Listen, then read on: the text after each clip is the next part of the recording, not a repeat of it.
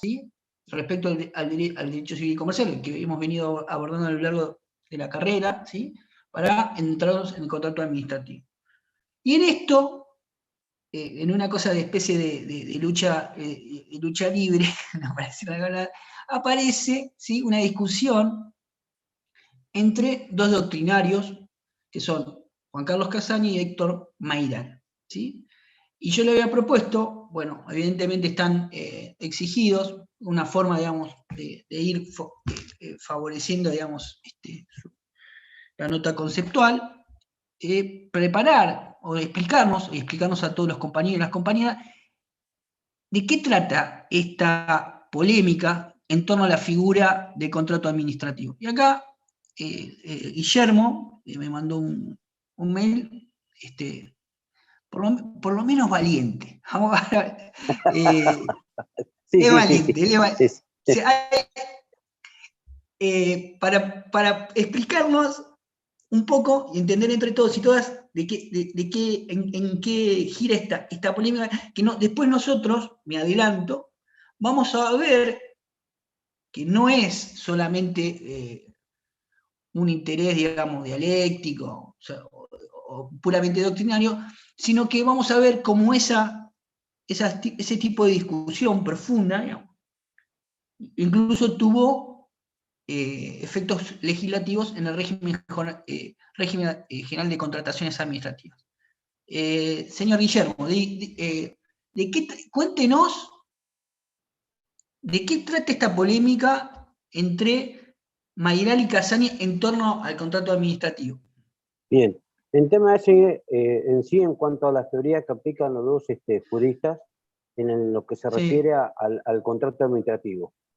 ¿En qué favorece o de qué favorece o cómo debe o no formarse el contrato administrativo? Según Mayral, entiende él que debe ser, que él lo toma del punto del derecho anglosajón. Anglosajón. Que debe ser escrito y bajo las normas legales que así lo determinan. Él interpreta que si se le da lugar a la forma exorbitante, permite la corrupción, a que se realicen actos corruptivos. A lo cual Casagne hace una visión totalmente diferente. Da lugar a que eso exorbitante que dice del poder que tiene el administrador, la administración pública para llevar el contrato, no significa de que se haga la corrupción. Eso va a quedar directamente en cuanto al personal que actúa en ese contrato. No hay esa famosa corrupción que da a entender que puede surgir del contrato. De todas maneras, la Corte, viendo el fallo, porque hace mención el tema a mi sano entendimiento es como que hay, la Corte hace un equilibrio entre las dos teorías del contrato administrativo, en cuanto a que le dan en cierta forma un lugar a la teoría de Mayral, y a la otra le da una contingencia también, una intervención a lo que dice Casagne. ¿Y Casani qué un dice? límite. Y Casagne dice justamente el tema de que el contrato es un tema realmente largo, muy largo, para poder espera que dice unos temas. Sí. Casagne, un segundo.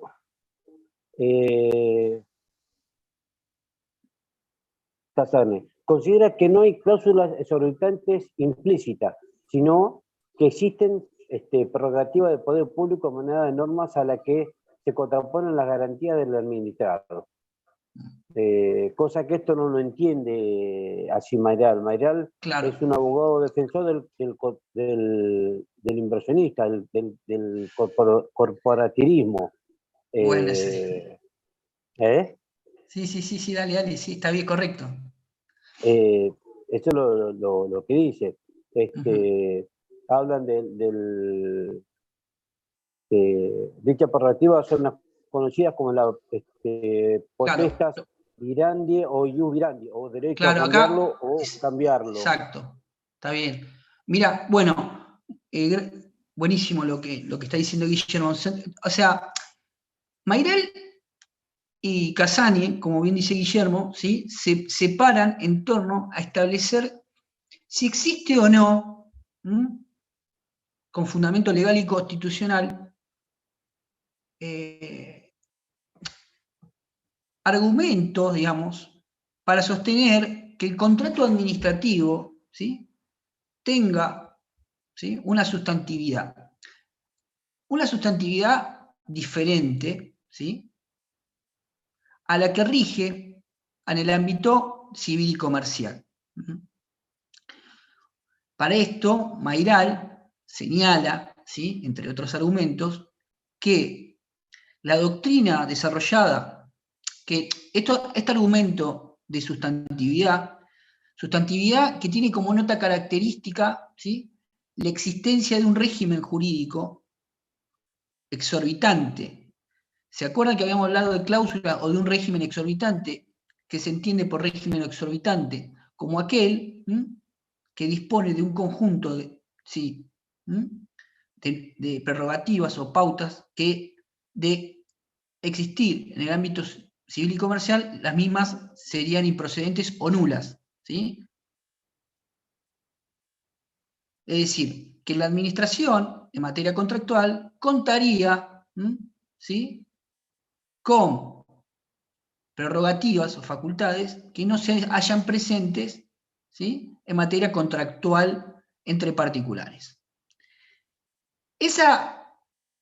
Después vamos a analizar cuáles son, y Guillermo mencionó alguna de ellas. ¿Cuáles son, digamos, o podemos señalar como cuestiones exorbitantes? Bueno, vamos a ver los alcances de la voluntad como fuente de derechos y obligaciones en materia de derecho administrativo se encuentra limitada, es decir, ustedes saben que el principio de autonomía de la voluntad es el eje rector en materia contractual en términos de establecer los derechos y obligaciones. Entonces, les pregunto y me hago, ¿será en los contratos administrativos la posibilidad de que la voluntad, aún de la administración como de los particulares, sea la que determine con carácter absoluto, digamos, el conjunto de derechos y obligaciones de las partes? Esa es una. La primera respuesta es que no, digamos, sino que el alcance, la fuente, el límite de la voluntad, ¿sí? se encuentra el límite sometida a lo determinado por la ley. ¿Sí? Entonces, la autonomía de la voluntad tiene un alcance, digamos, más ceñido, digamos, más recortado, ¿sí? y con otra lógica a que la que funciona en el derecho contractual en el ámbito privado. Otra, vamos a ver, después estoy haciendo para establecer ustedes por qué están peleando, ¿sí? Este régimen exorbitante, ¿sí? que también habíamos visto, también lo vamos a ver, por ejemplo, en los supuestos de cumplimiento contractual. Ustedes vieron contratos, la exception non adiplectic contractus, es decir, podemos nosotros en una relación contractual, ¿sí? limitar el ejercicio y la continuación de nuestra prestación, ¿sí? toda vez que la contraparte no cumpla, ¿sí? con las obligaciones que le corresponden, ¿sí?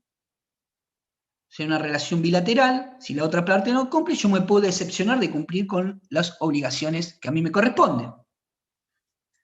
Esta situación en determinadas prestaciones contractuales en derecho administrativo no funciona, y vamos a ver, con la misma procedencia, porque, por ejemplo, puede estar involucrado la realización de una obra pública, la concesión de un servicio público, etcétera, que a priori no permitiría al particular contratante con el Estado que, aún frente a un incumplimiento del mismo, deje o discontinúe el conjunto de sus prestaciones.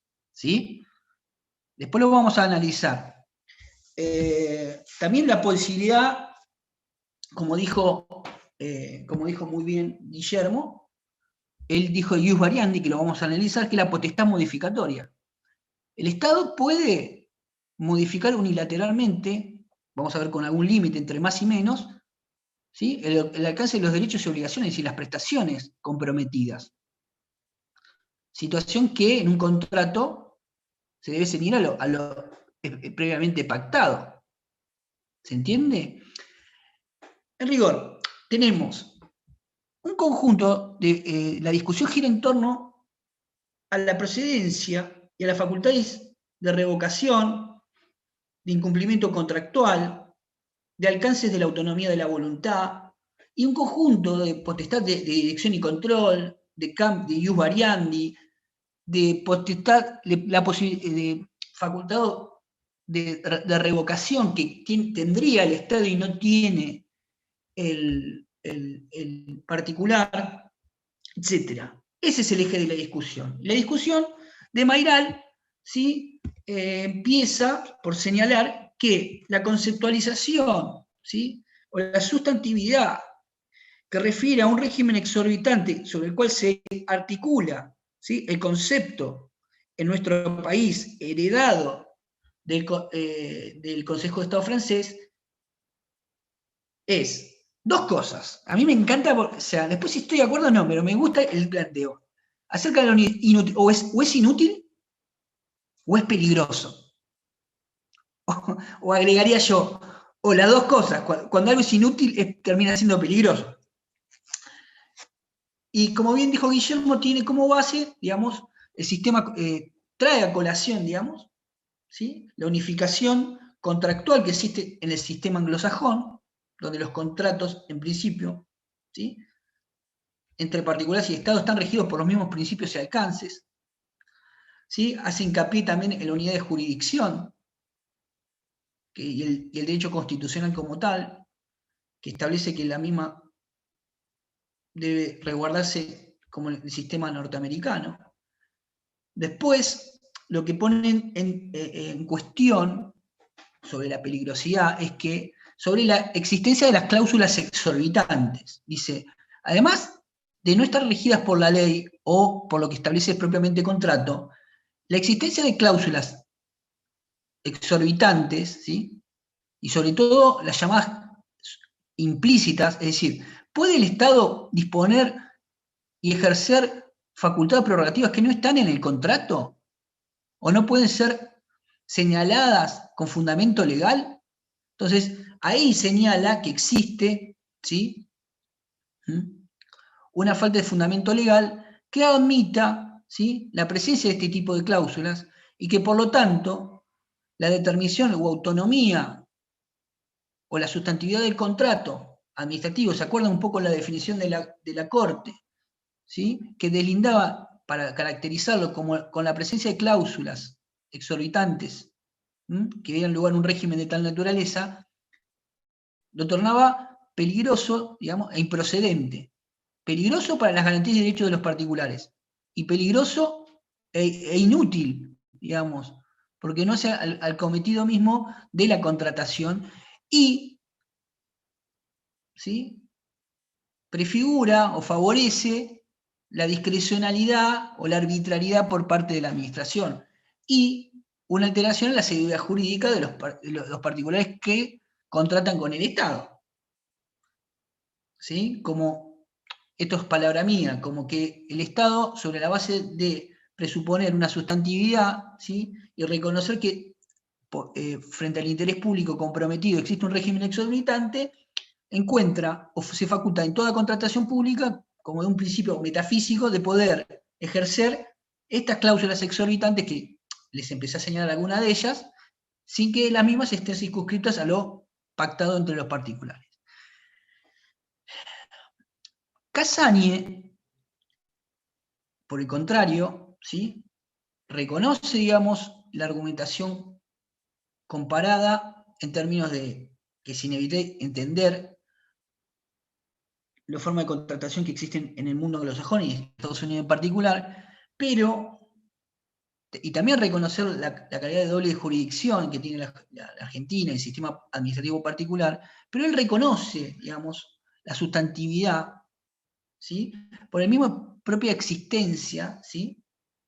De las potestades que conforman, ¿sí?, la función administrativa, las potestades, que ya nosotros analizamos y que tiene como fundamento la división de poderes y que son inherentes al ejercicio de la función administrativa. ¿Sí? También señala que la organización, ¿sí?, y la existencia de tales régimen exorbitante obedece también por la articulación del interés público comprometido.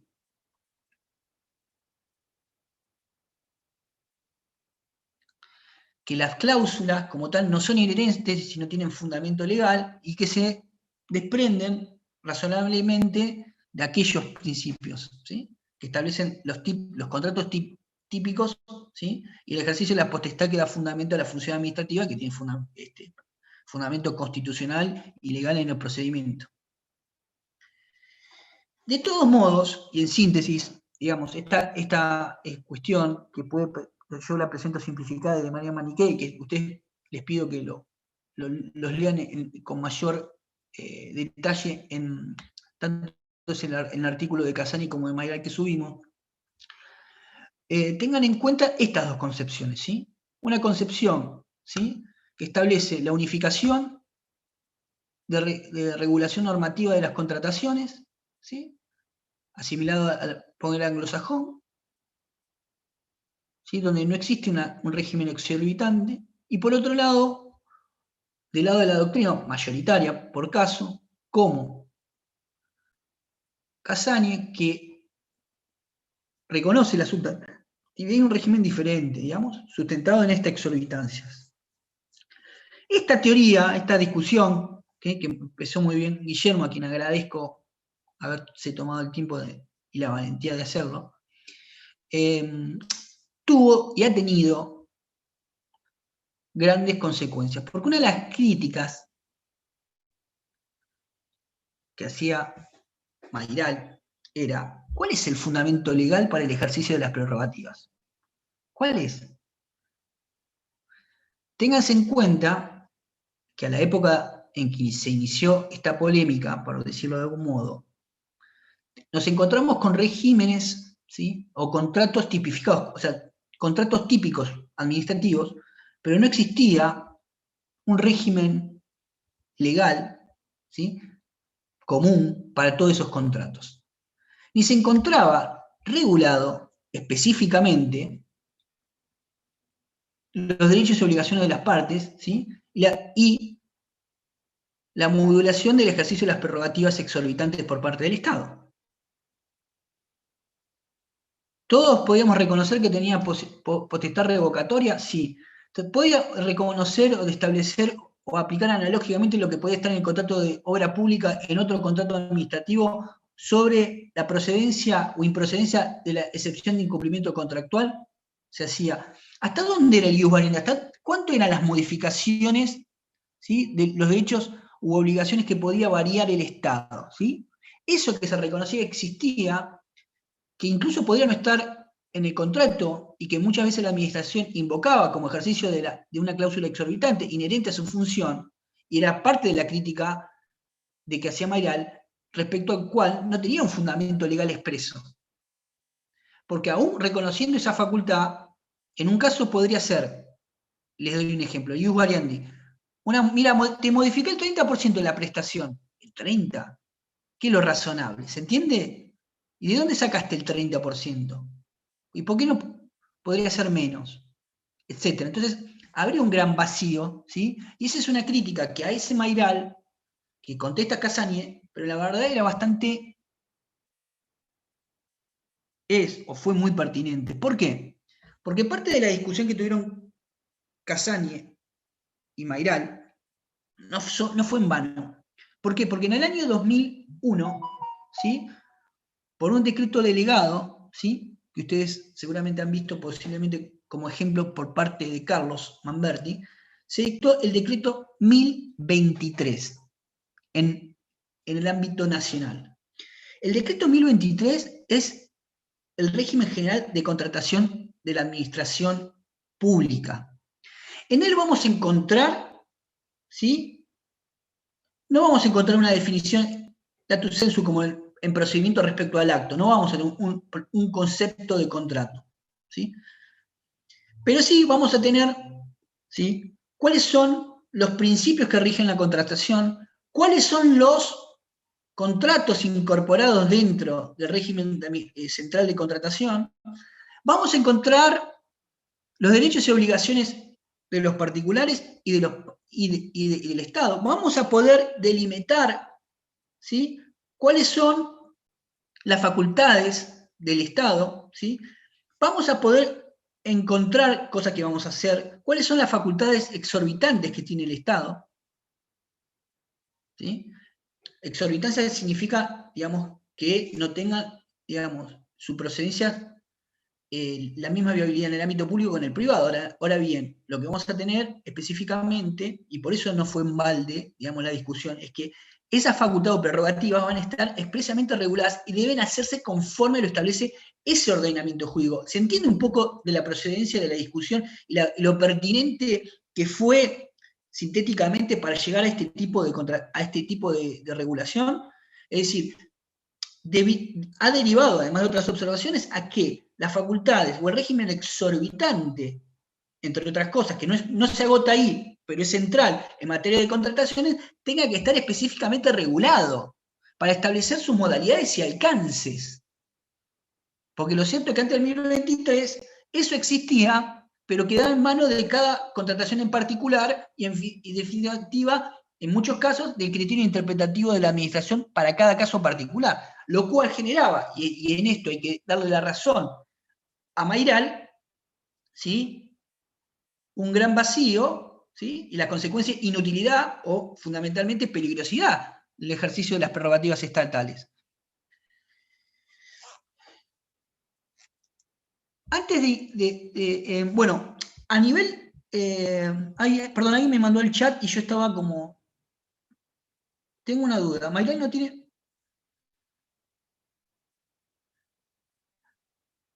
Nicolás, ¿me lo decís en voz? No entiendo. Nicolás, ¿estás ahí? A ver. Dinos, en vivo. Ah, no atiende el micrófono. No, bueno.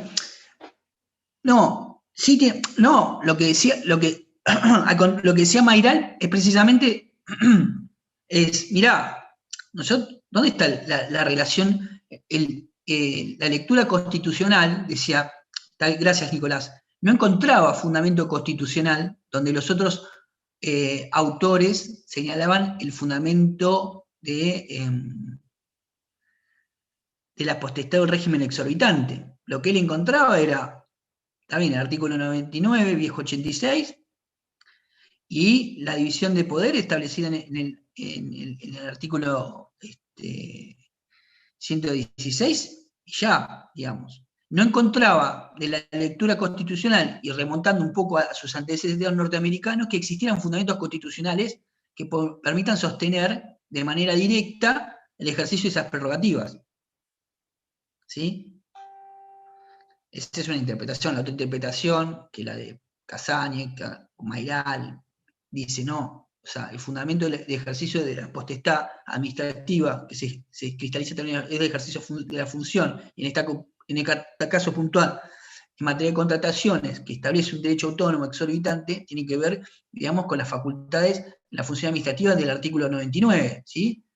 Un ejercicio constante y directo que ejerce, ¿sí?, dentro del Estado, particularmente el Poder Ejecutivo, para satisfacer el interés público, el cual, para que se materialice ese cometido constitucional, requiere, ¿sí?, siempre sobre la base de la legalidad y que no encuentre, digamos, un conflicto con otras disposiciones constitucionales, ¿sí?, herramientas para ser llevado a cabo, ¿sí? Si vos tenés que llevar el bienestar general y tenés reconocido el ejercicio de la facultad función administrativa, en este caso básicamente en el administrativo, en el Poder Ejecutivo, aunque no necesariamente el mismo, no se va a poder llevar a cabo sobre esa misma lógica constitucional o cometido constitucional, tanto en materia de actos como en contratos, si no tenemos, ¿sí?, herramientas jurídicas o principios y regulaciones diferentes al derecho privado, ¿sí? No se puede sostener una contratación,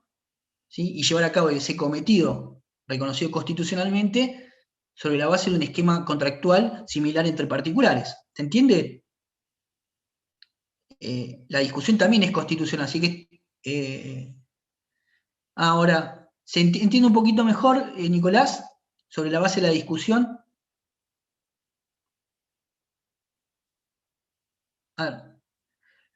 Claro, la cuestión es, o sea, ambos reconocían lo que querían decir en la Constitución, en eso estaban de acuerdo. Ahora, Mayral leía la Constitución y no encontraba el fundamento, no existe, ¿sí? Mientras que Casani sí. La verdad de que, poniéndonos en... la verdad que lo que hizo Mayral, y que es cierto, como dice, anecdótico, pero también tiene que ver de dónde parte que es un abogado corporativo y demás, lo ha sostenido con lucidez, Mayral, que yo muchas cosas no estoy de acuerdo. ¿Por qué? Porque ciertamente el ejercicio exorbitante o la sustantividad sobre la cual desde antes de la jurisprudencia y la doctrina permitía, ¿sí?, poner en andas el contrato administrativo,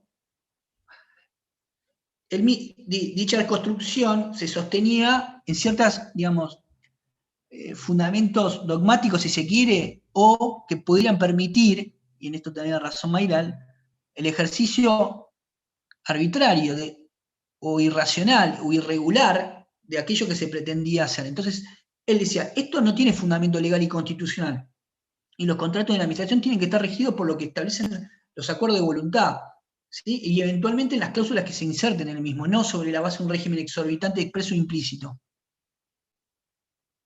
¿Sí? Ahora, el régimen de contratación, también incluso anglosajón, ha incorporado todo lo que se llama, los autores llaman una ius publicatio, es decir, una publicitación. Es decir, toda la contratación del Estado, sobre todo por los principios de transparencia y anticorrupción, ha adquirido, aún en contratos regidos parcialmente por el derecho privado, una fuerte intervención de mecanismos y principios de derecho público, ¿sí? Al revés, porque lo público no es solamente el poder que se ejerce, sino también la responsabilidad que conlleva ese ejercicio de poder. Y de esta discusión pasamos, y me adelanto al 1023, donde en 1023, ¿qué zanjó? Digamos, la discusión sigue sobre la base de entender, y en 1023 es claro, que existe una sustantividad del contrato administrativo. Es decir, ¿hay un régimen jurídico sustantivo? Sí. ¿Existe esa sustantividad toda vez que entendamos que el contrato hecho por el Estado, con objeto o finalidad, siguiendo el criterio de la Corte de Simplaza y Dulcamara, ¿sí?, sujeto, objeto, y sobre la base de un régimen exorbitante, tiene fundamento legal? Ese fundamento legal, de la misma manera que yo he hecho ahínco respecto a la sustantividad del acto con la ley de procedimiento administrativo, la encontramos con el mismo rigor ya en el 2001, o sea, en el decreto delegado 1023 del 2001. Ahí vamos a encontrar los principios de la contratación, vamos a encontrar los derechos y obligaciones de los particulares, vamos a encontrar el ejercicio y alcance de las facultades y prerrogativas. Entonces, mirá, Mayral, Héctor, ya acá están, digamos, no se puede ejercer como cualquiera y como quiere y cuando quiere. Este es un fundamento común que atraviesa, ¿sí?, más allá de algunas cuestiones particularizadas de cada contrato típico o denominado, en general, sientan las bases. ¿Sí? Todo el régimen legal de contratación tiene una base legal, cosa que previo al 2001 no existía. ¿Se entiende la importancia de la regulación y la relevancia que ha tenido este debate? Es decir, mirá, Héctor, no ganaste, pero te hicimos caso, porque la verdad, viste, como si fuera entre duelistas, que se dice cuando le toca el duelista con la espada, es touché, bueno, touché, o sea, porque después cuando lo vean son bastante atendibles, y de hecho están así de que el régimen sustantivo de la contratación tiene, después de esa discusión, ¿sí?, una regulación legal expresa, ¿sí? Así que está subido en 1023. También está subido el régimen de contratación de la provincia de Buenos Aires, y en ambos el decreto reglamentario, ¿sí? El de la provincia de Buenos Aires, con alguna salvedad, es copia, ¿sí? Es un régimen, de hecho, para que ustedes tengan en cuenta que se sancionó casi 10 años después, es decir, que la provincia de Buenos Aires en materia de contratación seguía, obviamente, el ejercicio de la administración, ¿sí? Sobre la base de un régimen exorbitante, pero sin un marco regulatorio integral.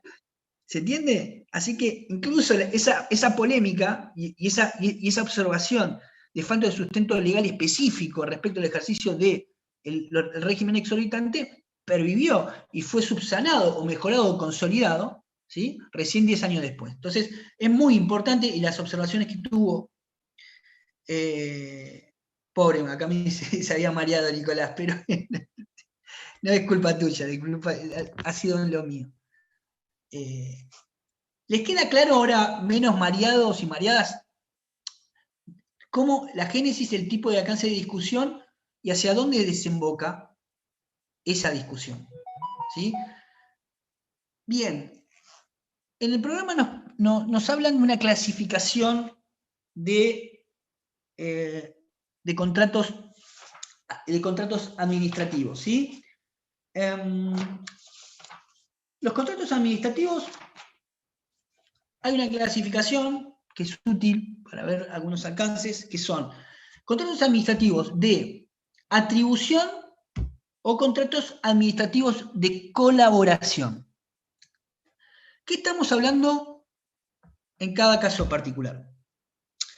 En el contrato administrativo de colaboración, ¿sí?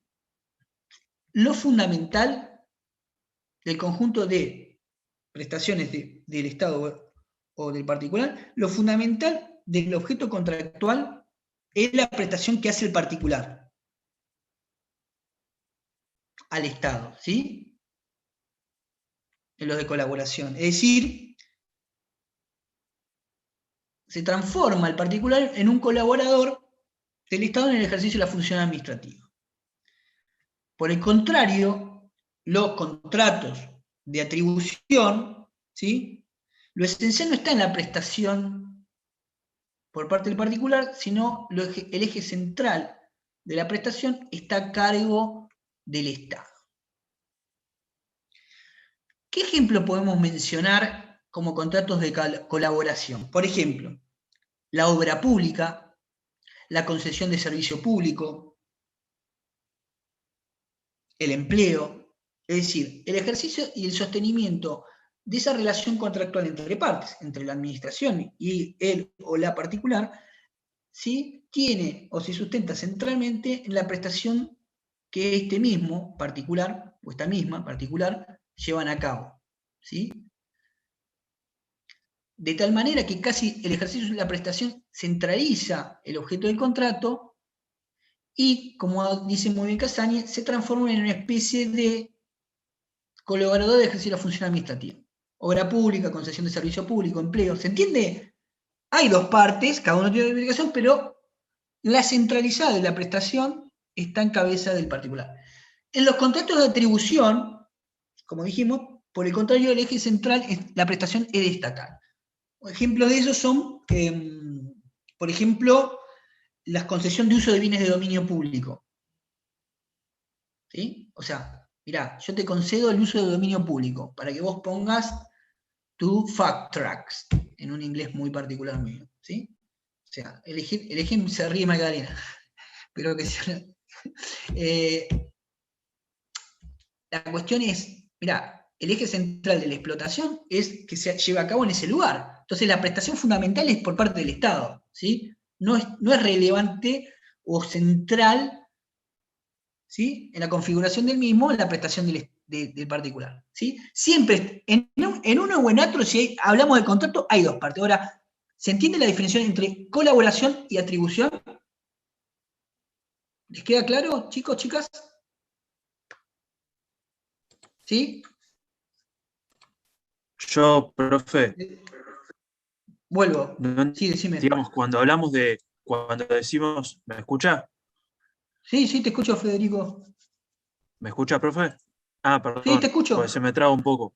Cuando decimos Sí, que no, lo bien. fundamental del objeto contractual es la prestación, o sea, el eje central de una de las partes, por ejemplo, en el de colaboración, lo fundamental del objeto Sí, contractual es la prestación que hace el particular al Estado. O exacto. sea, no entiendo qué, digamos que está puesto el acento para definir este tipo de contrato en la prestación del particular hacia el Estado. Exacto.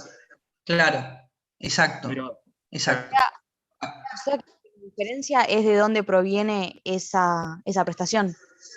No, Origen. siempre, a ver, siempre es sinalagmático en términos, siempre hay prestaciones mutuas, ¿no? Por eso hay dos partes, ¿sí?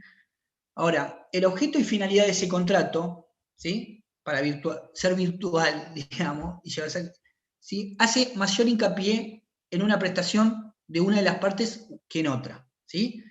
En los contratos administrativos de colaboración, ¿sí?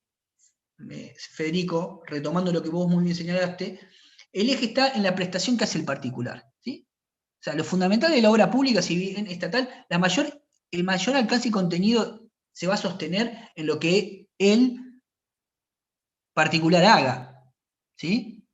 El empleo público, yo te doy todo el marco, pero lo fundamental es tu fuerza de trabajo al servicio del empleo, ¿correcto?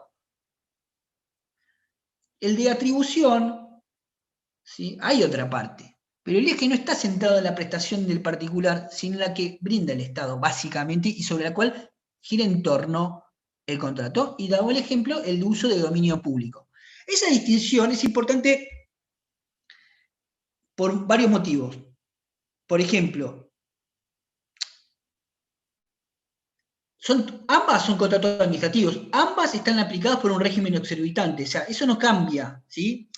Pero, por ejemplo, en los contratos de atribución, ¿sí? Ciertas prerrogativas se encuentran morigeradas o no se aplican, digamos, directamente. Ciertas cláusulas. Por ejemplo, la ejecución directa, que es una prerrogativa que tiene el Estado, de asumir la gestión propia, en los contratos de atribución no se va a aplicar, porque precisamente la prestación central es brindada por ella, o sea, no es tanto brindada por el particular. Ahora, en cambio, en un contrato de colaboración, ¿sí? La ejecución directa frente a un incumplimiento puede ser llevada a cabo por el Estado.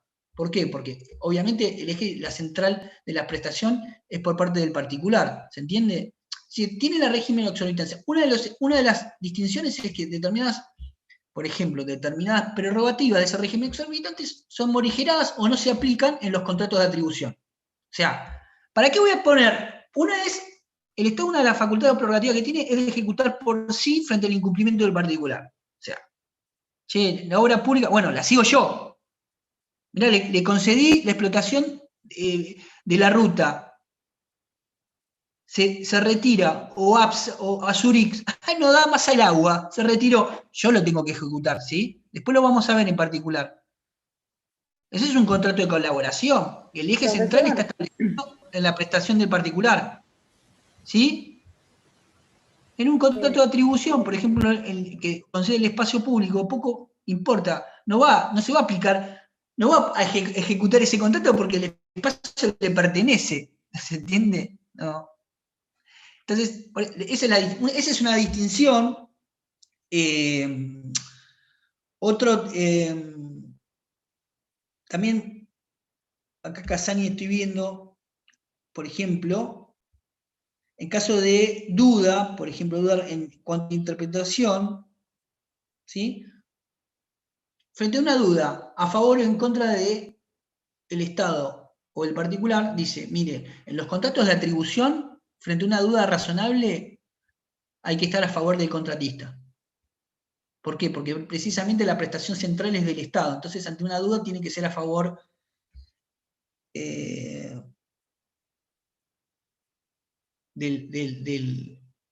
administrador. Mientras que lo de colaboración, entre caso de duda, debe postularse, ¿sí? Que ante una interpretación debe prevalecer la que favorezca a la administración. ¿Sí? Bueno, este es un criterio distintivo. Después nosotros habíamos visto, también hay típicos o no típicos, ¿sí? Con el mismo criterio de la ley del derecho civil y comercial, ¿sí? Vamos a tener contratos típicos en los que vamos a trabajar básicamente, que son de obra pública, concesión de obra pública, vamos a trabajar también con suministro y con empleo, ¿sí? Esos 4 o 5 contratos que son vitales y centralizan, digamos, el gran conjunto de la actividad contractual del Estado. También habíamos visto en la clase anterior, pero ahora vamos a hacer un poquito hincapié respecto a los contratos. Si había contratos privados por la administración o parcialmente regidos por el derecho privado y demás. Si existían 2 o no categorías. En esto seguimos a Gordillo en señalar, y que es también la postura de Balbini, que con otras palabras también es la que lleva a cabo Casagne, en lo siguiente. Los contratos que hace la administración, digamos, son de diverso alcance y regulación. Y están mediatizados, obviamente, y caracterizados por los diferentes tipos de prestaciones que se llevan a cabo, ¿sí? No es lo mismo una obra pública, ¿sí?, que alquilar una casa, etcétera, ¿sí?, que un empleo público y demás, ¿sí? Ahora bien, eso conlleva que, sin negar la sustantividad, ¿sí?, conceptual y diferencial del contrato administrativo, exista, sobre la base de ese sistema autónomo o sustantivo y exorbitante, una diferente graduación del ejercicio de las facultades exorbitantes conforme al contrato y el objeto que estemos tratando. Para poner el caso, todo contrato de la administración, ¿sí?, va a estar atravesado, no vamos a encontrar por parte de la administración, ¿sí?, un contrato sometido exclusivamente al derecho privado. Siempre vamos a estar sometidos al principio de competencia, ¿sí?, a la forma. Ahora bien, por ejemplo, pero sí posiblemente está regido parcialmente el objeto de contrato. Por ejemplo, si yo voy a construir una obra pública, voy a estar sometido a la 6.021 en provincia, 664 en la Ley de Obra Pública Nacional. Ahora, si yo voy a hacer una compra-venta, ¿sí?, o un alquiler, voy a estar regido el contrato de objeto por el derecho civil y comercial, ¿sí? Entonces, como bien dice Gordillo, y lo que podemos exigir respecto a la categorización de los contratos es una mayor aproximación o graduación de la aplicación del régimen exorbitante para cada caso particular. ¿Se entiende? Vamos a tener contratos absolutamente atravesados, ¿sí?, regulados, tipificados, ¿sí?, en ejercicio pleno del régimen exorbitante, y vamos por otro lado a ir encontrando, conforme a la modalidad y tipo de contrato que estemos estableciendo, mayor o menor apertura a la regulación del mismo del derecho privado, ¿sí?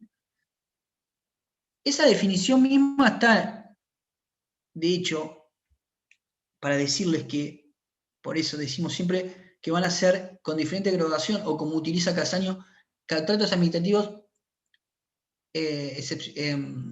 regidos parcialmente por el derecho privado, ¿sí?, que en realidad, como dice Balbín, es una cuestión terminológica, ¿sí?, siguiendo a Gordillo, en que siempre hay contratos administrativos, ¿sí?, pero los mismos adquieren diferentes modalidades o graduaciones conforme se acerquen a la sustantividad regulada en el régimen específico, ¿sí?, general, conforme al objeto de la contratación que estamos llevando a cabo. Lo cierto es que no existe, y en este es un proceso de la publicación, contratos celebrados por la administración que sean de derecho privado de manera absoluta. ¿Correcto? Vamos a encontrarnos con fuertes regulaciones y articulaciones en contratos determinados, y encontraremos mayor apertura y aplicación en otros contratos. Ahora bien, si uno lee el decreto 1021, ¿sí?, el 1023, del 2001, dice, ¿qué contratos se encuentran? Ay, lo estoy abriendo, perdone.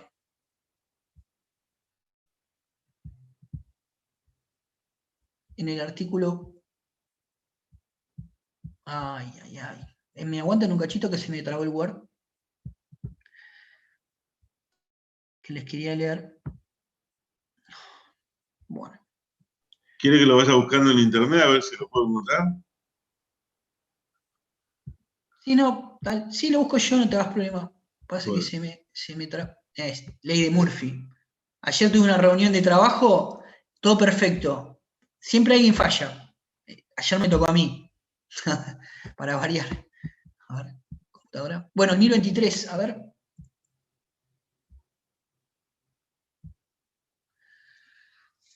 Ay, ay, ay. Se me trabó. El 1023 del 2001, ¿lo pueden bajar, gente?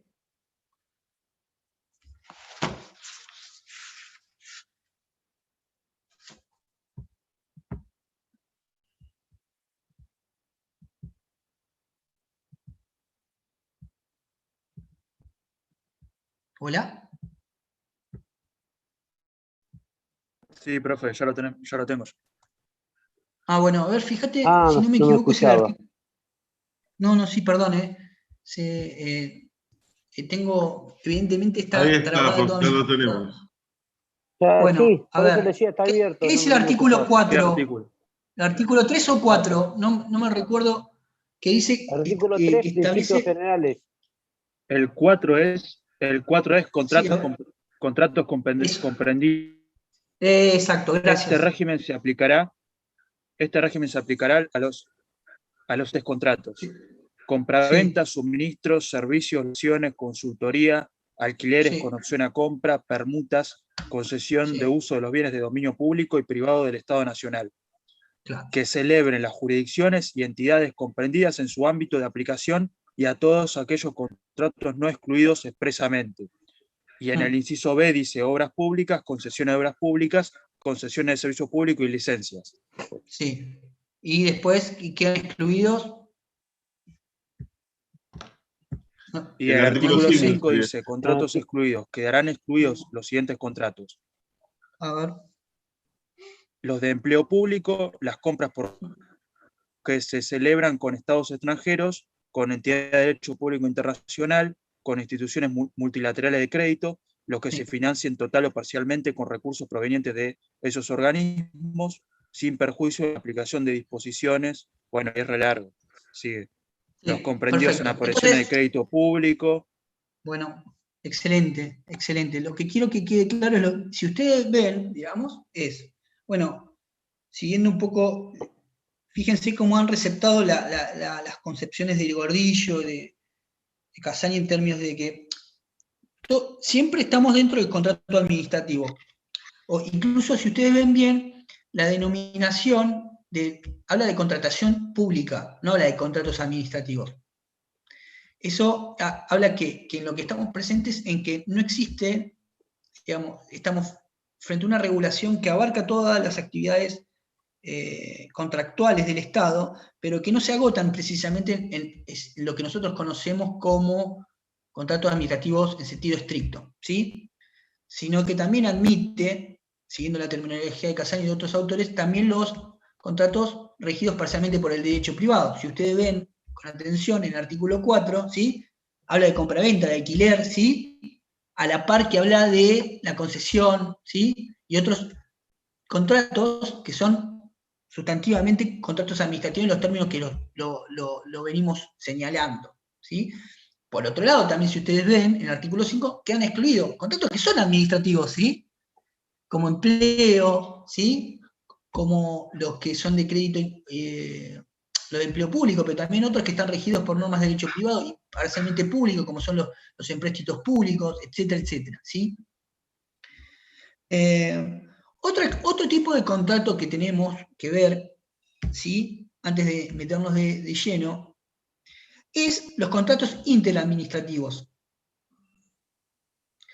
¿Cuáles son los contratos interadministrativos? Existe la posibilidad, les digo, aunque parezca obvio, pero o no, esta es la pregunta. ¿Existe posibilidad de que la jurisdicción, en cualquiera de los tres órdenes que conocemos, celebre acuerdo de voluntades, no con un particular, sino con otra con otro sujeto de derecho público? ¿Es posible un convenio entre la provincia y el municipio, entre el municipio Sí, y un ente autárquico? Sí. Sí.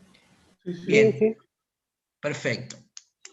Entonces, desde que venimos estudiando derecho administrativo, siempre, digamos, en esta cuestión dialéctica, encontramos la administración, ¿sí? Y por el otro lado, el particular o la particular, ¿correcto? Sí. Ahora bien, eso, la potestad, la exorbitancia, la particularidad del régimen de derecho público, ¿sí? Es fácilmente visible entre estos dos sujetos, ¿no? Administración y particular. ¿Qué pasa cuando esa vinculación, y ahora en este caso ya no por medio de un acto, sino a través de una relación contractual, es un acuerdo de voluntades, la misma se encuentra constituida por dos sujetos de derecho público? La pregunta es, ¿se aplicará en relación de uno y otro lo que venimos adelantando y vamos a estudiar con mayor profundidad, un régimen exorbitante? ¿Se entiende? Uno va a poder aplicar, habiendo dos sujetos de derecho público, ¿va a estar esa relación atravesada por un régimen exorbitante, es decir, con el mismo alcance y contenido que si la relación fuera entre el Estado o la administración y un particular? No, ¿Será igual? no, ¿Por qué no? no, porque no dejan de ser ente del Estado entre sí. Como bien está determinado el tema de nación, provincia y los municipios. Puede existir un acuerdo entre provincia y nación o provincia y municipio, pero nunca en forma exorbitante. Irían en contra de sí mismos. Exactamente. Lo que muy bien, gracias Guillermo. Lo que dicen los autores es lo siguiente. Miren, nosotros estamos, aun cuando fueran diferentes competencias, incluso poderes que tengan raigambre constitucional, ¿sí? Diferente, o jurisdicciones, para que lo entiendan un poco mejor, más claro, no, porque sea más claro yo.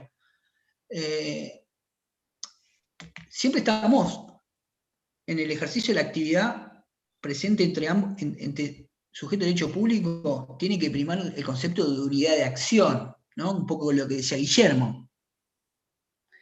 Por lo cual, esta unidad de acción estatal, aun cuando respondan a diferentes atribuciones y competencias, ¿sí? Hace que no se aplique entre sujetos de derecho público en materias de convenio o de contratación las prerrogativas propias de un régimen exorbitante al derecho civil. ¿Sí? Queda acá porque lo importante es la unidad del poder del Estado.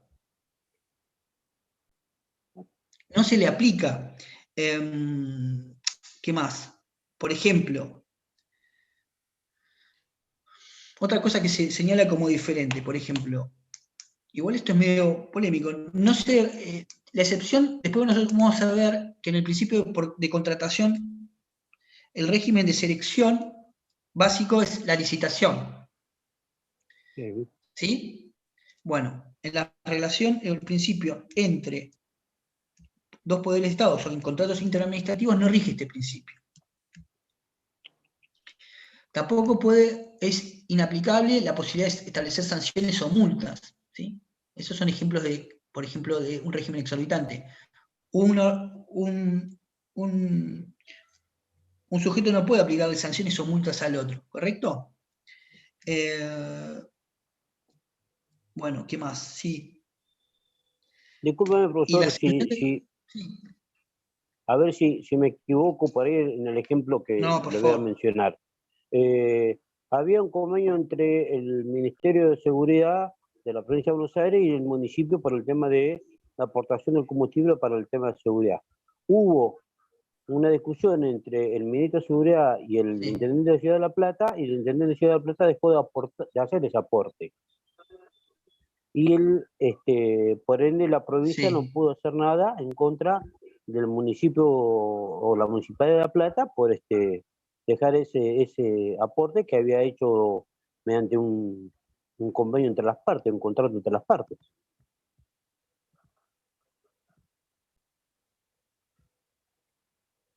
Entonces, ¿cuál era el objeto de la discusión?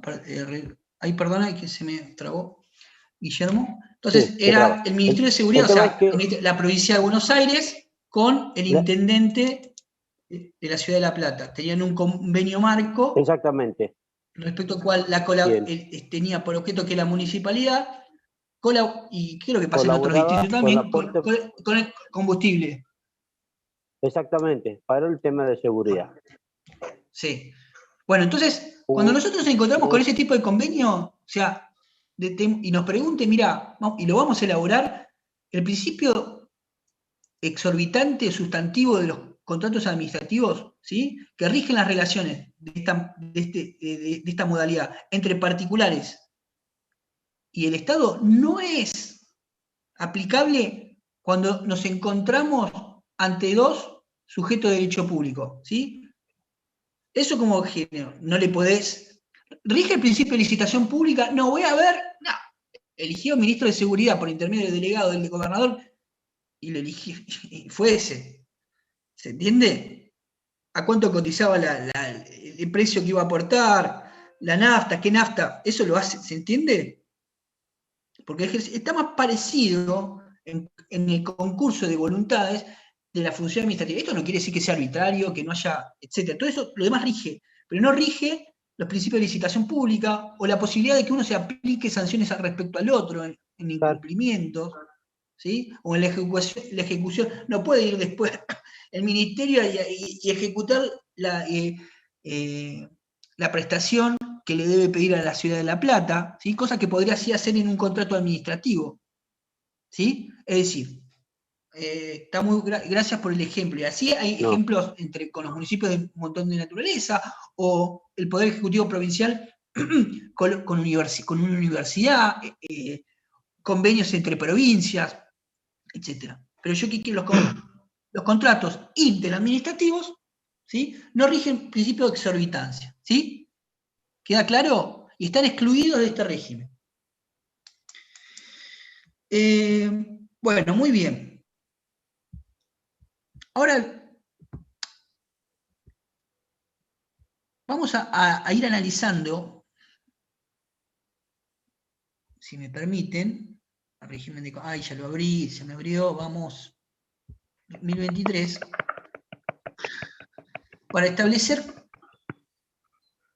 cuáles son los principios fundamentales, o dos principios fundamentales que existen en materia de contratación pública.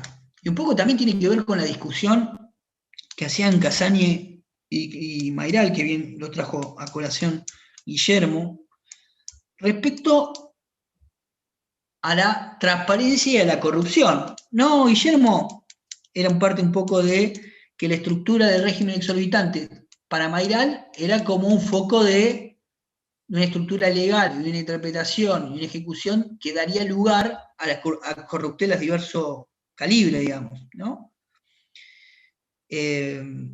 Bueno, muy bien. Nosotros tenemos que tener en cuenta a partir de 2003, y que lo analizamos en particular, que hay un convenio, ¿sí?, de Naciones Unidas ¿cuál vimos nosotros? Nosotros vimos dos, uno de Interamericano y otro de Naciones Unidas. Contra la Convenio, corrupción. exactamente, ¿sí?, que tiene el rango legal superior al trato de las leyes y que establece específicamente, ¿sí? A ver, acá lo había abierto, ¿dónde estás? En el capítulo, en el artículo... Discúlpeme, ¿no es el artículo 3, principios generales? No, sí, no, pero quiero hablar por el fundamento, porque estábamos hablando de un tratado internacional, entonces quería... Discúlpeme. Quería abrirlo. A ver, la ley...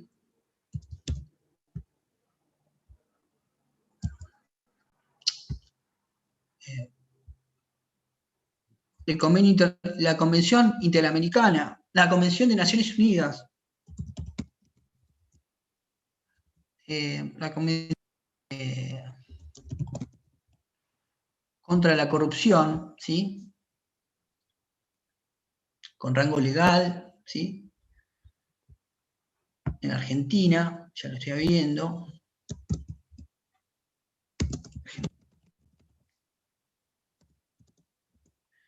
¿Sí? Ahí estamos. En su artículo 9 es, a ver, la ley 26.097 es fundamental, digamos, en esto. ¿Sí? Primero como rango, como fuente normativa y como criterio hermenéutico, tanto para lo que establece el contenido y alcance de la normativa del 1023 y después también el régimen provincial, ¿sí? Prescriptivo de cómo debe llevarse a cabo, digamos, o cuáles son los puntos de referencia en la legislación en materia de contratación, y después para ustedes y para nosotros, también como un criterio hermenéutico en cada contratación en particular, tanto en la celebración como cuando se impugna una contratación. Este principio que tiene jerarquía superior a las leyes es el eje estructural, ¿sí? Sobre el cual debe hacerse las contrataciones en la administración pública, ¿sí? Por eso me detengo, ¿sí? Y está en el artículo 9, ¿sí? Específicamente, a ver si lo copio. Artículo 9, ahí está. De la ley 26.000. Exacto. Contratación pública y gestión de la hacienda pública. Exactamente. Ahí va.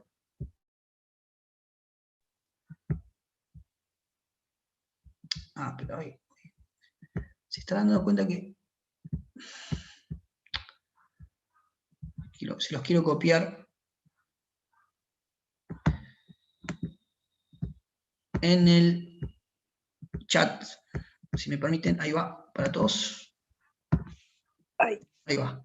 ¿Sí? Ahí lo copié. Disculpen la tardanza y la desprolijidad. Bueno, esto es importantísimo, digamos, porque, digamos, es una ley, es un tratado con jerarquía superior a las leyes, digamos, y a través de todo el ordenamiento. Desde el municipio de Tordillo, con respeto a Tordillo, hasta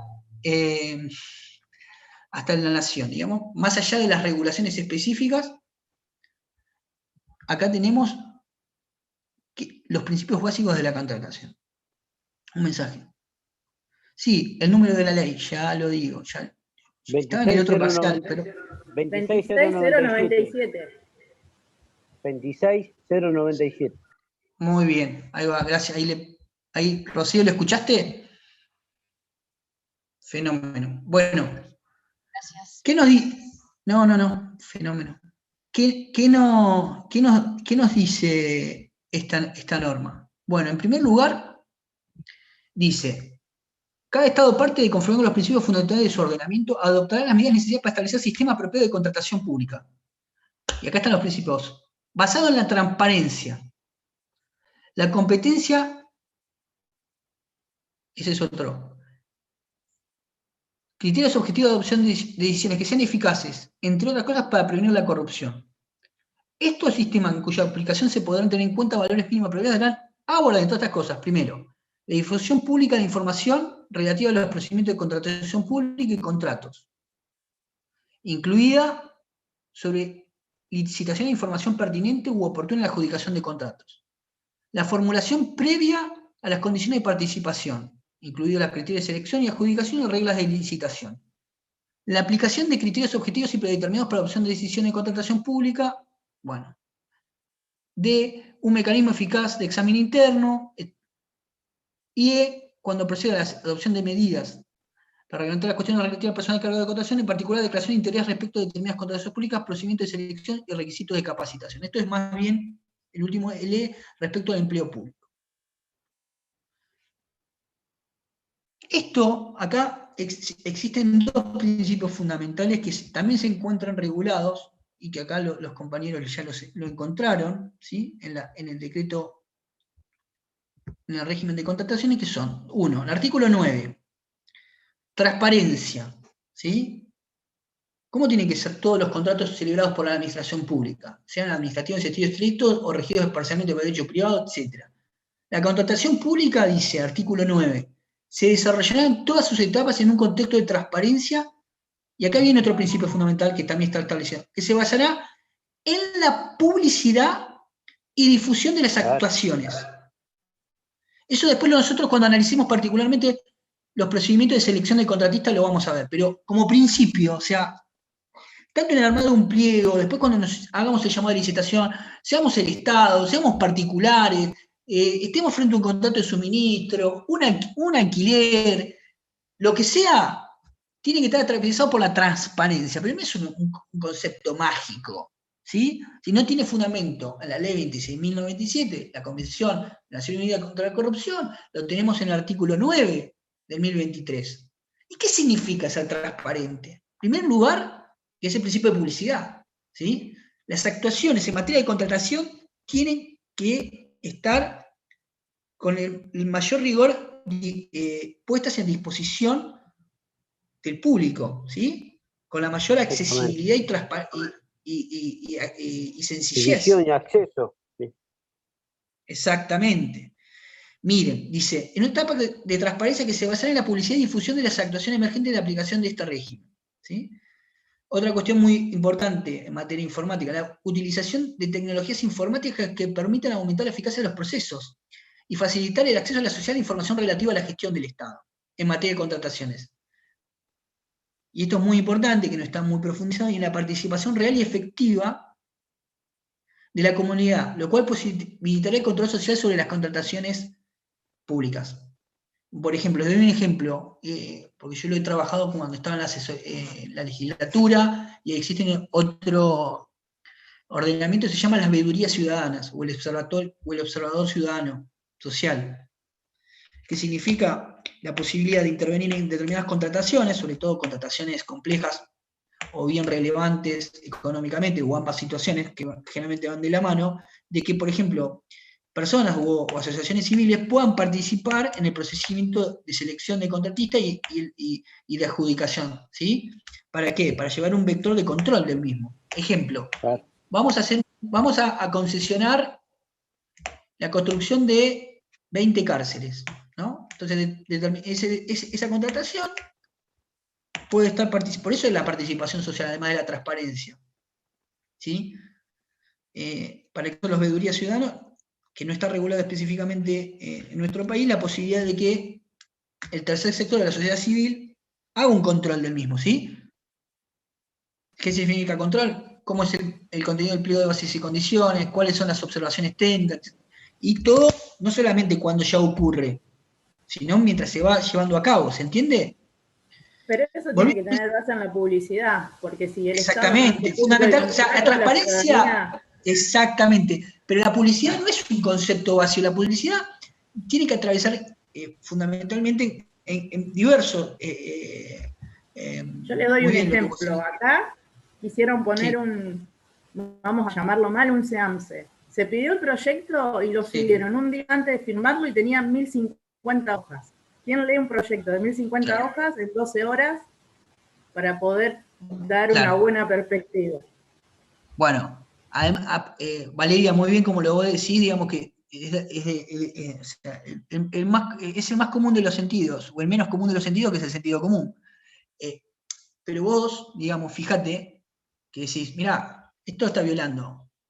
O sea, y si hubiera una normativa, ellos dicen, mire, yo hice una ordenanza que establece que la publicidad lo hacemos 48 minutos antes. Es un absurdo, ¿no? Pero si tuviera fundamento legal, porque eso para haberlo hecho de esa forma tendría que tener un fundamento legal, pongamos que lo tiene, esa norma es inconstitucional. ¿Por qué? ¿Con qué entra en choque? ¿Va con el 9 de la ley, la Convención no. O sea, porque hay que hacer una interpretación integral del mismo. Entonces, está bien, estamos en un municipio, no aplicaría el 1029, ahora habría que ver el régimen general, pero con un criterio de transparencia. Yo le doy dos ejemplos nada más. Pará, déjame termine. O sea, ¿de qué transparencia? Se habla de accesibilidad, y como no solamente una publicidad, hoy no podemos ver, como lo vamos a ver, que la publicidad se agota con el boletín oficial. No. ¿Sí? El principio rector de acceso a la información no es que está la información, sino la libertad de expresión es, no solamente es dar, es recibir información, ¿eh? Eso es un artículo 13 de la Convención Interamericana de Pacto de San José de Costa Rica, libertad de expresión, y principio republicano de publicidad de los actos de gobierno, también. Totalmente. Entonces, no solamente que sea, sino que se brinde la información, pero no, como dice Valeria, un bodoque. ¿Para qué tengo acá? ¿Viste? Como si fuera una traductor, ¿vieron? De control remoto de Taiwán, dos minutos antes. Tiene que ser legible, tiene que ser amigable, ¿sí? Pero, y ahí, acá ellos, detrás de estos monitores, la sonrisa cínica, me van a poner welcome en Argentina. O sea, esto no. Pero ese es otro tipo de problema, como lo hemos hablado en otro programa. O sea, la cuestión es ubicarnos nosotros que el principio de transparencia es un proceso complejo que tiene pie, ¿sí? No solamente en la publicidad, en una publicidad que, fíjate vos, Valeria, y los compañeros y compañeras, está absolutamente vinculada al entorno digital. O sea, que no es solamente los sustratos diarios, sino también lo digital. Pero la participación no es la transparencia no es solamente publicidad, no digo solamente, sino también participación, porque es un concepto dinámico de dar y recibir la misma, ¿sí? Entonces, la máxima divulgación, que es un principio fundamental en la libertad de expresión, es una obligación que no tienen los particulares, la tiene el Estado. Exactamente. Es decir, yo tengo que dar la información la mayor cantidad posible, y de la forma más amigable, de manera más accesible y con la mejor relación de contenido y tiempo y forma, es una cuestión. Entonces, si a vos te están haciendo una publicación del SIAM, de este SIAMC que vos me señalás, 48, es materialmente imposible llevar acá, es un formalismo, es hacer como si, pero en rigor, digamos, no están cumplidos. ¿Tiene fundamento en qué norma? Ninguna, es inconstitucional, digamos. Es una práctica que no va con esto. Ahora, que se aplique o no se aplique, las tramoyadas, etcétera, eso sí existe, pero van a ser irregularidades, tramoyadas, etcétera, porque nosotros podemos señalar que además de que nos asiste el principio republicano de publicidad de acto de gobierno, tenemos esta normativa en particular, ¿sí? Vamos a tener la ley 13981 en provincia, el decreto si fuera en nación, pero fundamentalmente vamos a tener la Convención contra la Corrupción para señalar de que la participación y la administración de publicidad en contrataciones públicas tiene que tener una cuestión útil y eficaz. No es letra muerta, no es acompañar mecánicamente y dogmáticamente lo mismo, ¿sí? Bueno, entonces la transparencia es un concepto complejo, multifacético, dinámico, ¿sí? Que tiene fundamento en el principio de la división republicana de gobierno, la publicidad de acto de gobierno, pero también tiene, ¿sí?, un eje fundamental, la publicidad y la participación, en materia, y este artículo 9 tiene más de los otros principios, no solamente, pero la publicidad, el artículo 9, ¿sí?, y también la participación que conlleva necesariamente la transparencia, ¿sí? Hablamos de transparencia, pero también hablamos específicamente, no me quería olvidar, que un compañero lo dijo, ¿qué dice el artículo 3 de la 1021? ¿Lo tienen ahí abierto? Ah, no, ¿De 1023 me dice? sí. ¿Qué dice el artículo 3? Ya le digo. ¿Cómo van? ¿Cuáles son los ¿En principios principios que rigen? generales? Sí, decime, Daniel. Dice, los principios generales a los que deberá ajustarse la gestión de las contrataciones, teniendo en cuenta las particularidades de cada una de ellas, serán a. Razonabilidad del proyecto y eficiencia de la contratación para cumplir con el interés público comprometido y el resultado esperado. B. Perfecto. Promoción de la concurrencia de interesados y de la competencia entre oferentes. C. Transparencia de los procedimientos. D. Publicidad y difusión de las actuaciones. Sí. E. Responsabilidad de los agentes y funcionarios públicos que autoricen, aprueben o gestionen las contrataciones. Excelente, bueno, gracias. Ah, claro. Sí. Sí, dale. Sigo entonces. Decime, F, sí, perdón. Igualdad de tratamiento por interesados y por oferentes. Sí. Desde el inicio de las actuaciones hasta la finalización de la ejecución del contrato, toda cuestión vinculada con la contratación deberá interpretarse sobre la base de una rigurosa observancia de los principios que anteceden. Entonces, volvemos, fíjense, esto surge desde el momento en que yo estoy elaborando el proyecto, ni siquiera lo escribo, el proyecto de contratación, la idea, antes de hacer el pliego, que lo vamos a ver qué es el pliego, desde el mismo idea del acto que está proyectando el contrato, hasta el momento que se extingue finalmente, en cualquier trayecto, estos principios rigen toda la vida del contrato. Uno es la transparencia, que ya lo dijimos, artículo 9 de esta ley. Sí, coincide, ¿no? Sí, el artículo 9 coincide con el artículo 9 de la Convención de Naciones Unidas, casualidades, pero además de la transparencia, ¿sí? Y la posición de corrupción, y también está incorporado, además del principio de transparencia, en el artículo 9 del 1023 y en el 9 de la 26.097, que es la ley, la Convención de Naciones Unidas contra la Corrupción, existen otros principios. Otro principio fundamental es el de la, bueno, ya dijimos transparencia, es el de la publicidad, que lo habíamos incorporado en su momento con la transparencia, pero fundamentalmente un principio que después vamos a ver en la selección de contratistas es la igualdad. ¿Sí?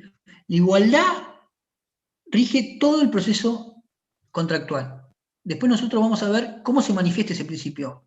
¿Cómo es igual? La igualdad va a ser de una forma cuando haga el llamado a las ofertas, después va a ser diferente cuando ya esté sustanciado la licitación, en la adjudicación y en la ejecución del contrato. A lo largo de la vida del contrato, el principio de igualdad es un principio fundamental, ¿sí? Lo vamos a ver en términos de plazos, en términos de contenidos de alcance de los pliegos y demás. Es otro de los principios fundamentales, ¿sí? Otro principio fundamental es el de la razonabilidad, ¿sí? Y también tiene que ver vinculado con la corrupción. O sea, cualquier contratación en la administración pública tiene que ser razonable, ¿sí? Debe ser proporción medio-fin, ¿sí? Y otro muy importante, si ustedes lo notan bien, es la responsabilidad del funcionario o de la funcionaria. Entonces, ¿qué principios? Si ustedes después ven el 9, después lo vamos a ver bien los procedimientos de selección, pero en el 9, cuando hablamos de igualdad, ¿sí? Establece que las contrataciones tienen que estar con criterios objetivos de concurrencia y de competencia. ¿Sí? Si las personas van a contratar con el Estado, las personas que vayan a participar, ¿sí? Tienen que hacerlo sobre bases objetivas, ¿sí? Y a la vez transparentes. ¿Por qué? Porque yo lo que estoy promoviendo, además de la transparencia, ¿sí? A través de la participación y publicidad, estoy favoreciendo que la igualdad, entonces transparencia, publicidad, anticorrupción, y fundamentalmente razonabilidad del proyecto y responsabilidad del funcionario.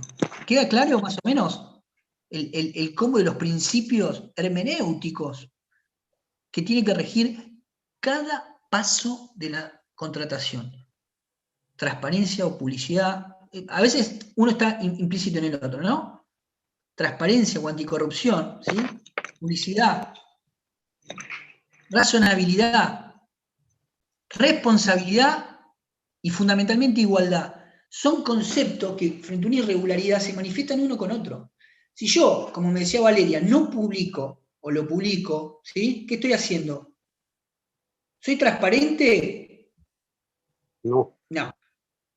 Porque vos sos transparente ¿para qué? Para que la gente que participe no sos transparente. Exactamente.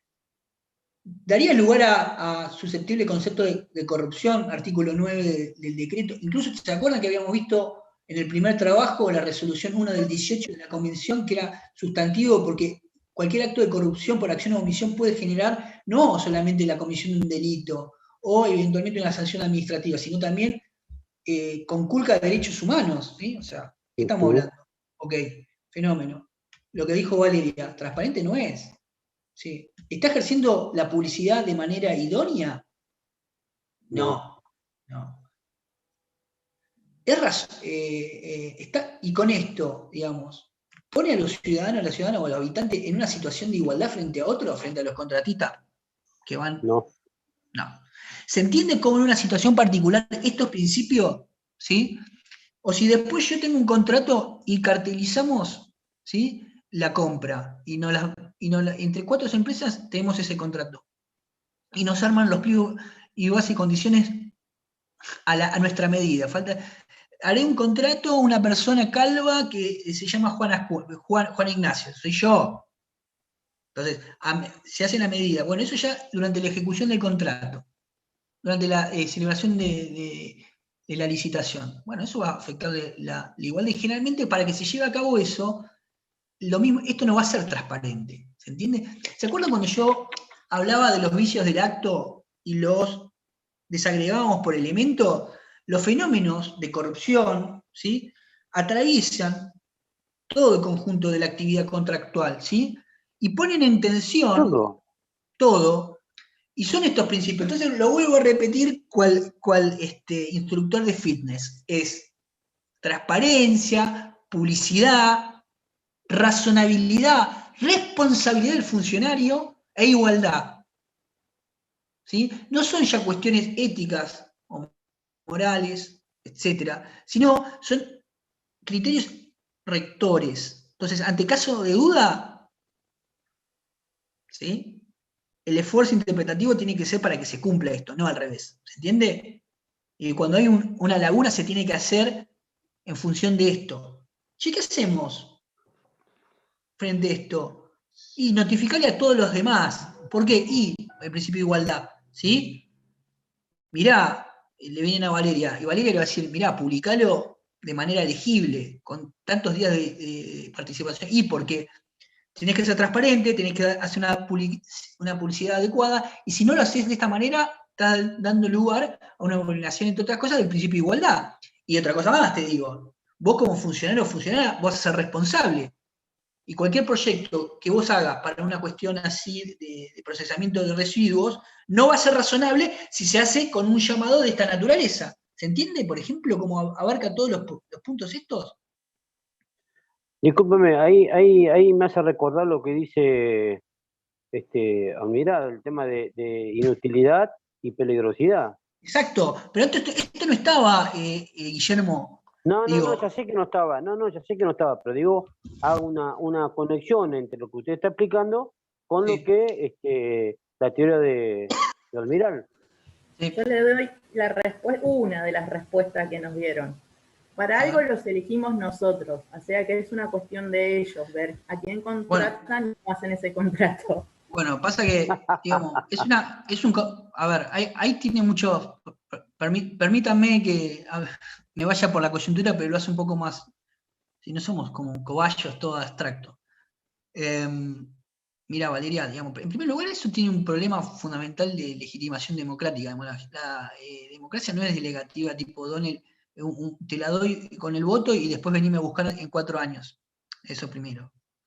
Segundo, o sea, la publicidad del acto de gobierno es todo el tiempo. Y si vos te tengas esta discusión y dices, mira, la verdad que me está haciendo ruido respecto a lo que dice la Convención Nacional Unida contra la Corrupción, lo que dice el marco general, mira, no está respetando el principio de transparencia en conjunto, la publicidad es deficiente, ¿sí?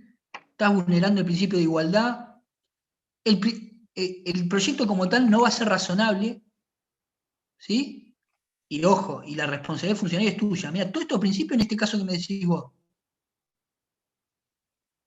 sea, pero no es cuestión, porque si, digamos, vos te están contestando de una manera, a ver, ¿las personas pueden llevar a cabo eso? Sí. ¿Pueden operar sobre esa base? Sí. Pueden ser lo que quieran. De hecho, en nuestro país en particular tenemos 18.000 millones de ejemplos. Y eso volverá a suceder, y puede volver a suceder, ¿no? Yo, ¿qué quiero decir? No escapo al espíritu crítico de cada uno de ustedes, ¿sí? sobre la base de su experiencia personal y política y social de nuestro país. Ahora, pongamos las cosas en claro, cómo funcionan y por qué, de última, dónde está el doble estándar. Lo que estamos haciendo a través de esta clase es decir, ubiquemos una aproximación, no totalizadora, pero fundamental en lo que nosotros respecta como profesionales del derecho público, en señalar que los principios de la contratación que se infieren, obviamente, de la Constitución, por el sistema republicano y también de los tratados de derechos humanos con la libertad de expresión y demás, tienen además, ¿sí?, una articulación normativa específica en un tratado con jerarquía superior a las leyes y en un marco general de contratación, con un criterio hermenéutico que atraviesa toda la vida del contrato. Igualdad, transparencia, publicidad, razonabilidad y responsabilidad del funcionario. ¿Sí? Parezco como el himno a la bandera, una cosa así, después vuelve uno a la realidad y dice, Juan, sos un... No, yo estoy consciente de discúlpeme, profesor. ¿Usted se acuerda, porque mezclo un poco la materia, pero creo que es interesante? Las 4 clases de fundamentos que tiene en categoría de derechos fundamentales, según Ferrajoli. Sí. Las 4 clases. La democracia política asegurada por la garantía de los derechos políticos. Y así, es lo que termina con la democracia social asegurada por la garantía de los derechos sociales. ¿Qué es lo que interpreto que se tiene que defender en estos temas? Exacto. Por eso, me encantó. O sea, lloro de la emoción. Me metiste un Ferrajoli acá, y es cierto, porque cuando yo hablaba al principio de la resolución 18, dogmático, que puede parecer sobreabundante, obvio, cuando nosotros estamos ubicando, no de manera inasible, que la acción u omisión que da lugar a la corrupción, no como un concepto de la nada, sino estrictamente legal, digamos, lo que está afectando es el ejercicio de esa garantía de democracia social, porque el que roba, digamos, el que ineficientemente gestiona los recursos del Estado, detrae tiempo, dinero, que puede estar destinado a solventar prestaciones de millones de naturaleza que repercute específica y directamente en la vida de todos y todas. Que fuera suficiente, que fuera mayor o menor, eso lo podemos recontradiscutir. Ahora, esto es así. Toda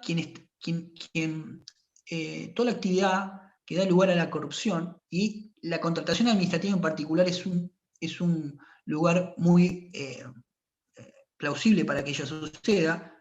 Corrupción que, como el tango, se necesita de 2, nunca lo olvidemos, ¿sí? Pero que tampoco nunca olvidemos que la obligación, ojo, a quien sí elegimos somos los funcionarios.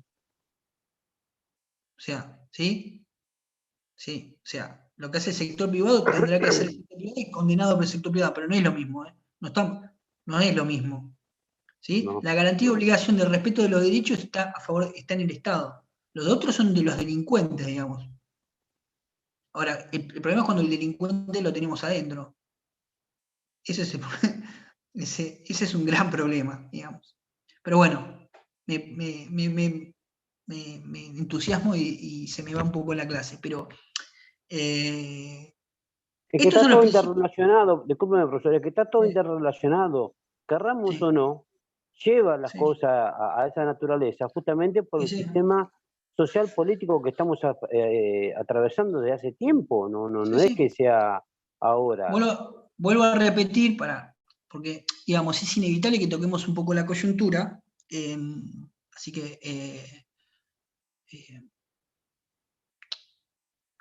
esto tiene, yo lo que quiero decir, o sea, nosotros tenemos las herramientas, lo que pasa es que no las utilizamos, no las sabemos hacer, vivimos en el doble discurso, podemos tener un análisis crítico, o a veces, como hay otro libro también, yo no soy, estoy muy mairal, pero hay un concepto que me gusta, yo estoy en ese tipo de un montón de pensamientos, como si yo pudiera estar como lector, digamos, que tiene un libro muy interesante, las corrupciones, las raíces, raíces legales de la corrupción. ¿Qué dice Mairal?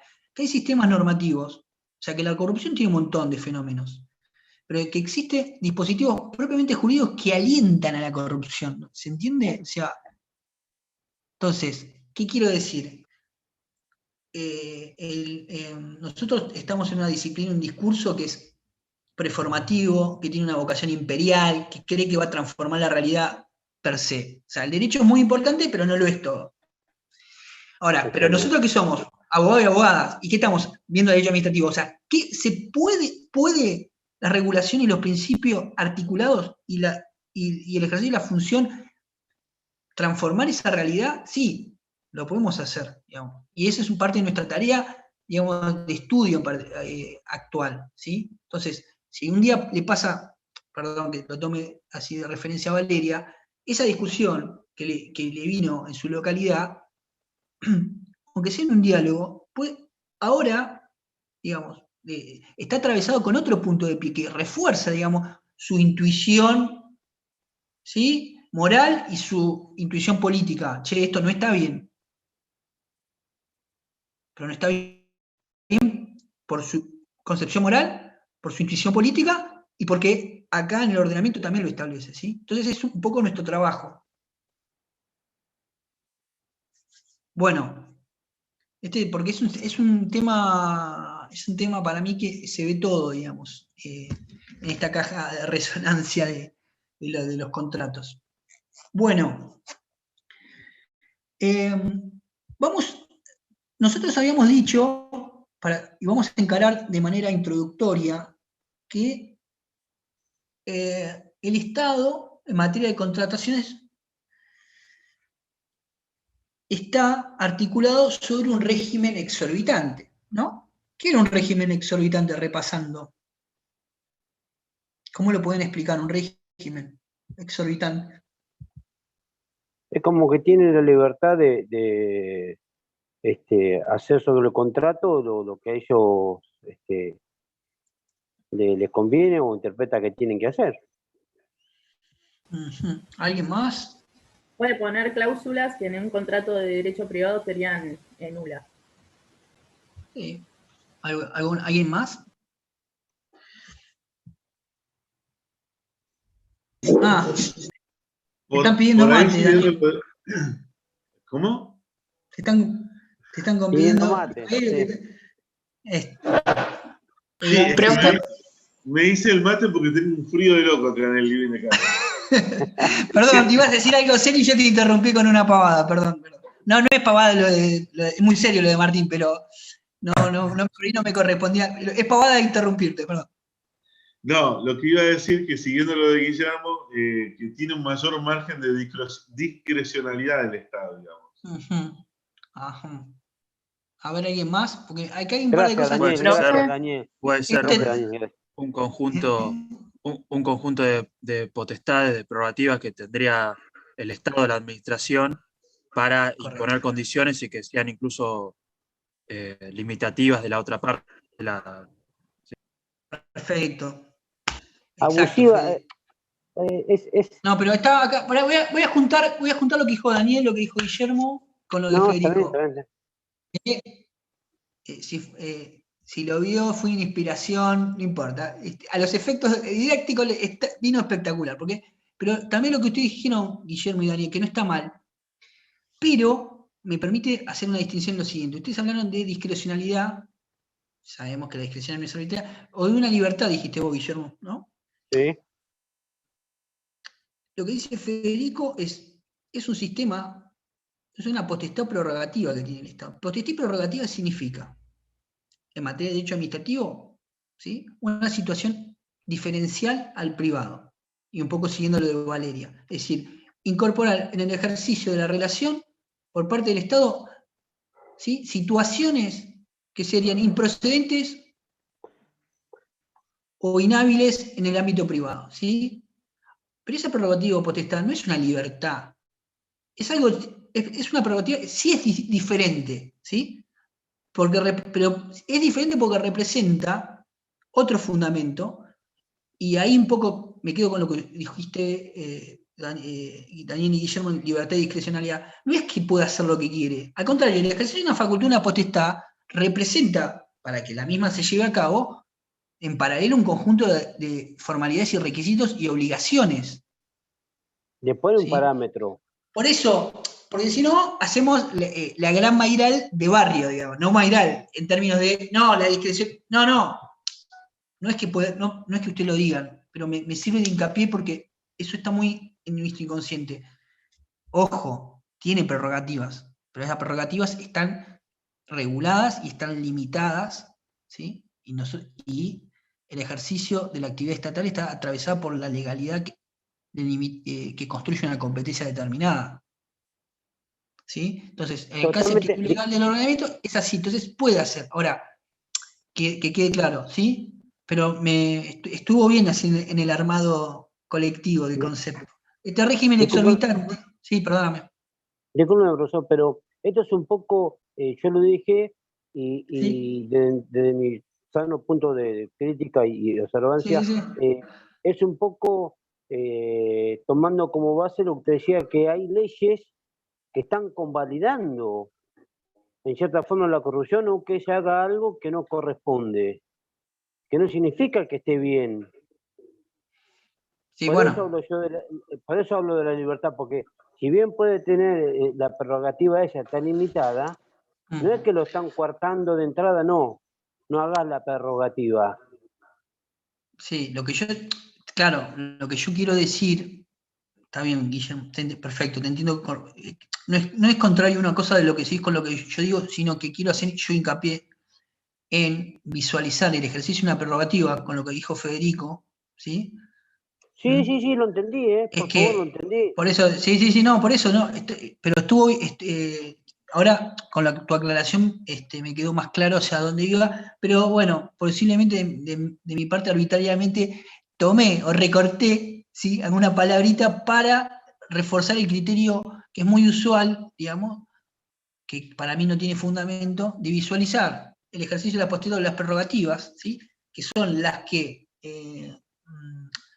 dan contenido a la exorbitancia como una cuestión arbitraria, ¿se entiende? ¿Por qué? Porque acá y acá me pongo casañesco para decir un término un poco académico, es decir, que el fundamento de la contratación pública sigue estando en el interés público. Para que ese interés se lleve en materia contractual, se requiere de determinadas, ¿sí?, prerrogativas o el ejercicio de aplicación de la misma para que esto se lleve a cabo, ¿sí? ¿Cuáles son las prerrogativas? Algunas las habíamos dicho, pero gracias a discusión, sobre el aire, una nota fundamental, y que le hemos señalado hace un tiempo del régimen del 2023, es poder encontrar, precisamente, no de manera ficcional o arbitraria por cada doctrinario o cada administración en particular, encontrar cuáles son. Sí, es un régimen exorbitante. ¿Cuál es? No, es el que está regulado. Entonces vamos a decir, ¿cuáles son las prerrogativas que tiene la administración que no tiene un particular? ¿Sí? Y para esto vuelvo a San Kelsen y los vuelvo a invitar a zambullirse con mucho amor, ¿sí?, en un artículo, que es el artículo 12 del 1023. Si no me equivoco. ¿Sí? A ver, ¿qué es lo que puede...? El artículo 12. 12 del 1023. Facultades y obligaciones de la autoridad administrativa. Fíjate, Guillermo, un poco atrayendo colación, habla facultad de obligaciones, ¿sí? O sea, la prerrogativa y el régimen exorbitante, ¿sí?, es decir, siguiendo un poco lo de que hablábamos también con Valeria, que hace que establezca un régimen diferente a una relación jurídica entre partes, entre Estado y particular en una materia contractual, como algo distinto a la materia contractual privada, ¿sí?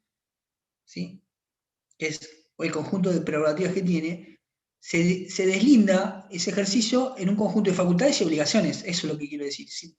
Vos podés hacer tal cosa, pero también tenés otra obligación, ojo, y la tenés que hacer de determinada manera, no de cualquiera. ¿Sí? ¿Qué dice el artículo 12? Dice, la autoridad administrativa tendrá las facultades y obligaciones establecidas en este régimen, sin perjuicio de las que estuvieran previstas en la legislación específica, claro, en sus reglamentos, en los pliegos de base y condiciones o en la restante documentación contractual. Entonces, esto es muy importante. Entonces, el régimen exorbitante nos dice, mirá, Las cláusulas, ¿podés encontrar disposiciones normativas exorbitantes o cláusulas exorbitantes? Sí. ¿Dónde las podés encontrar? En contrato, en el pliego, ¿sí?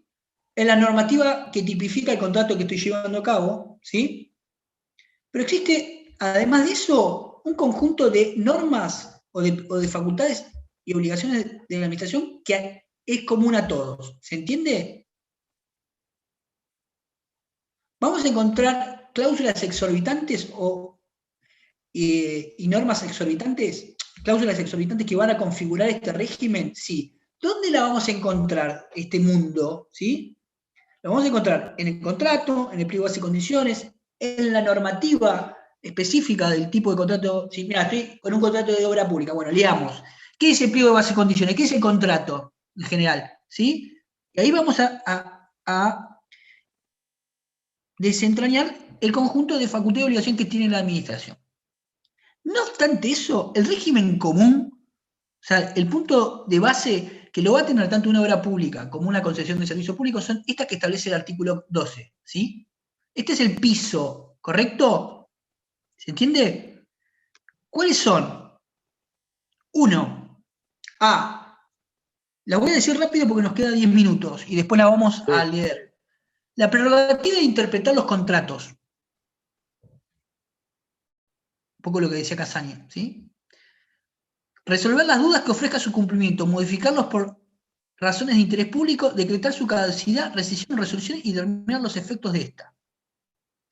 O sea, tiene la facultad interpretativa. O sea, en caso de duda, no es que lo que dice una parte, ay, a mí me parece que es esta, y la otra parte dice lo que es otra. ¿No? Si yo publico y hago un llamado de licitación y publico y dejo un pliego de base y condiciones sobre la cual se van a llevar a cabo las ofertas y se va a sustanciar la selección del contratista, esto lo vamos a ver más adelante, el contenido de alcance aclaratorio que se haga del pliego o del contrato no es algo que va a ser opinable. ¿Sí? Después vos te gusta o no, lo podés judicializar, pero eso lo va a hacer el propio Estado. ¿Sí? También, no solamente en el inicio y la sustanciación del contrato, después cuando se esté ejecutando el contrato, ¿qué dice acá? ¿Cómo lo interpretamos? ¿5 o 5,5? ¿Se entiende? O una cuestión de especificación técnica o una modalidad. ¿Quién tiene la soberanía de interpretación en el marco de la ejecución del contrato y también en el inicio? La administración. No es que el particular esté desprovisto de esto, pero es el Estado quien tiene que resolver las casos de duda. ¿Queda claro esto? Después lo vamos a profundizar. Totalmente. Después lo va a poder modificar. Y después vamos a ver, lo puede modificar por más o por menos. Che, me tenías que traer, el contrato tiene una tonelada de arena. ¿Podré pedirle un poquito más o un poquito menos? ¿Qué dicen ustedes? Sí. El contrato es por una tonelada. Está bien. ¿Sí? Bueno, va a poder el Estado hacer esa modificación. ¿Sí? Hasta el 20% dice la ley. Bueno, claro, sí. Me estoy adelantando. La facultad, por eso, esa es la segunda facultad. La facultad de aumentar y hasta un 20%. Esta gente que lee y que tiene inteligencia, por favor. Gracias, pero no dejes que yo me haga el interesante. Wow. Le voy a hacer un recordatorio. Gracias por el elogio de inteligencia. Sí, gracias. ¿Qué? El artículo 22, contradicción del artículo 24, de lo mismo que estamos hablando. Bueno, pero vamos por el 12, si me permiten. Está bien, acá en estos últimos minutos. Bien. Entonces, prerrogativa interpretativa la tiene el Estado. La facultad de rescindir o modificar, ya sea por una cuestión de legitimidad o de mérito o oportunidad, o sea, la rescisión, puede rescindir unilateralmente el Estado por legitimidad o por. Después, como el procedimiento como lo lleva a cabo, lo será conforme a la ley de procedimiento administrativo, ¿sí? Y lo indemnizará. Eso es otra discusión. ¿Lo puede hacer? Lo puede hacer. Acá, como decía Daniel, la prerrogativa, lo que después vamos a estudiar como el ius variandi, la posibilidad de disminuir por más o por menos. Antiguamente se admitía que como una cláusula exorbitante o implícita de que el Estado podía, por más o por menos, siempre que fuera razonable, modificar el objeto de la prestación, ¿sí? Daba el ejemplo, una tonelada de arena, y puede ser una tonelada 200, una 800, ¿se entiende? Puede ser. Lo que acá está establece, y es un gran paso adelante, dice, está todo bárbaro. Vos podés poner, incluso en el pliego de base y condiciones, que, a ver, esta es una aplicación base, puede ser que la prerrogativa sea menor, pero nunca en un pliego de base y condiciones y un contrato vos vas a poder establecer un ius variandi superior, ¿se entiende? Porque esa cláusula va a ser inválida, ¿se entiende? Entonces el piso del ius variandi es un 20%. ¿Puede el Estado modificar el monto, las prestaciones, las condiciones y los precios? Lo puede hacer. Miren otra prerrogativa indemnizatoria y lo deja específicamente aclarado en esto. Dice, la revocación, modificación o sustitución de los contratos por razones de oportunidad, mérito o conveniencia. ¿Se acuerdan que nosotros teníamos la posibilidad de revocar la administración de actos por mérito o oportunidad? Acá expresamente establece que el alcance de indemnización deja de lado el lucro cesante en materia de contrato. Es una prerrogativa. Si vos, en el ámbito privado, tenés un contrato entre dos particulares y alguien lo revoca o lo modifica, ¿sí? Me vas a tener que indemnizar el daño emergente y el lucro cesante. ¿Se entiende? Acá, en un contrato con la administración, no es que vas a vulnerarte tu derecho de la propiedad, etcétera, artículo 17. Pero el alcance indemnizatorio solamente se va a ceñir al daño emergente, no al lucro cesante. ¿Qué otra cosa va a poder hacer la administración? Sobre todo en los contratos de contribución, ¿no? Habíamos dicho que la prestación es fundamental. Poder de control, inspección y dirección de la respectiva contratación. ¿Sí? Es decir, el Estado, una vez que contrata, no se desatiende de la ejecución del contrato, ni está supeditado a que la misma se haga sin ningún tipo de posibilidad de control o de dirección del mismo, ¿sí? En la medida que se celebra y se ejecuta el contrato, siempre la administración tiene un poder de ejercicio de control, ¿sí? Por ejemplo, un contrato de obra pública tiene un inspector de obra, ¿se entiende? Por más que la empresa sea la responsable de la construcción del estadio, ¿sí?